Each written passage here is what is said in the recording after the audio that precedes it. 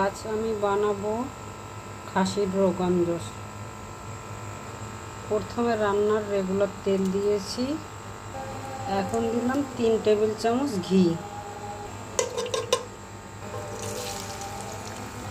পেঁয়াজ কুচি দিয়েছি 1 কাপ।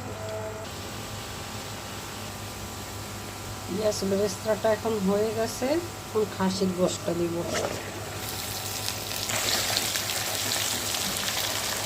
মনে হচ্ছে আমার বেরেস্তাটা কম হয়েছে, তাই এক্সট্রা বেরেস্তা দিলাম।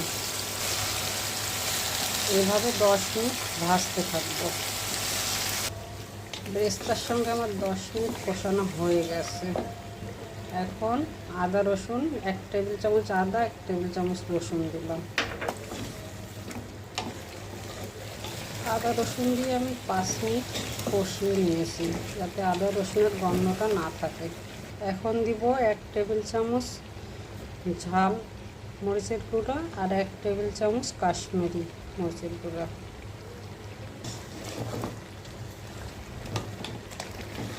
আর 1 চা চামচ হলুদ গুঁড়া। আর লবণ দিব স্বাদ অনুযায়ী। আমার কষানো হয়ে গেছে, এখন গরম পানি দিয়ে দিব সেদ্ধ হওয়ার মতো। এখন ঢাকনা সেদ্ধ হওয়ার জন্য। টক দই নিয়েছি 1 কাপ, গোলমরিচ নিয়েছি 1 চা চামচ, জয়ত্রী নিয়েছি 2টা, দারচিনি 3টা, বড় এলাচ 2টা, মৌরি নিয়েছি 1 টেবিল চামচ। সব এখন তেলে গুঁড়ো করব। আমার রোগান জোশটা মোটামুটি হয়ে গেছে, পানিটাও কমে আসছে। এখন টক দই দিব 1 কাপ।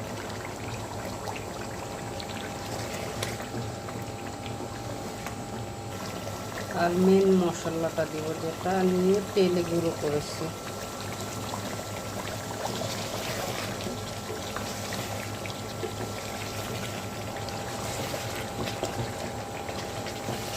এখন ঢেকে দিব, আরও 5 মিনিট রান্না করব। হয়ে গেছে 5 মিনিট, আমার রোগান জোশ রান্না শেষ।